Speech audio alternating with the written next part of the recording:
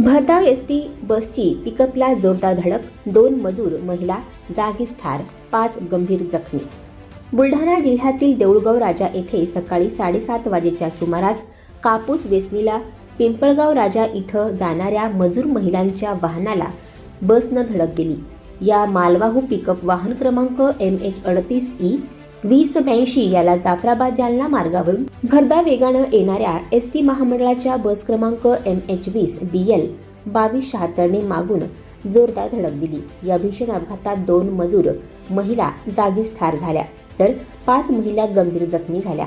यात मायाबाई सूरज काजळे वय वर्ष 45 राहणार बुरहानपूर मध्य प्रदेश आणि रिचा कासदेकर वय वर्ष 32 राहणार अमरावती यांचा मृत्यू झाला.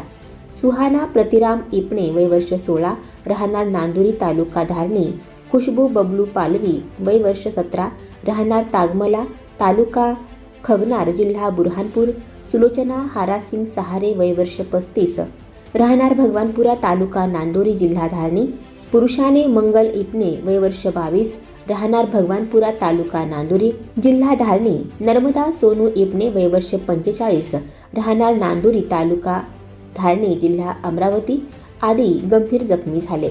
या भरधाव बसनं पिकअपला मागून जोरदार धडक दिली. यात 2 महिला ठार झाल्या असून 5 महिला जखमी झाल्या. जखमी महिलांना तात्काळ देऊळगाव राजा येथील ग्रामीण रुग्णालयात दाखल करण्यात आलं. यापैकी काहींची प्रकृती चिंताजनक आहे. अपघात इतका भीषण होता की ठार झालेल्या दोन्ही महिलांचं शरीर पूर्णपणे क्षतविक्षत झालं होतं. महाराष्ट्र राज्य मार्ग परिवहन महामंडळाची ही बस जाफराबादकडून जालनाकडे जात होती.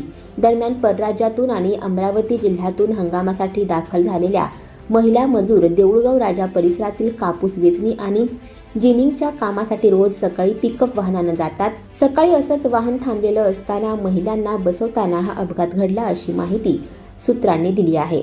अपघाताची माहिती मिळताच पोलीस निरीक्षक ब्रह्मागिरी यांनी पथकासह घटनास्थळी जाऊन पंचनामा केला.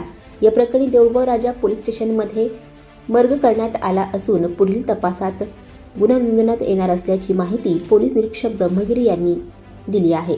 या भीषण अपघातामुळे परिसरात हळहळ व्यक्त होत आहे. स्थानिक डॉक्टर अक्षय गुठे आणि समाधान आघाव यांनी मदत कार्यात पुढाकार घेतला.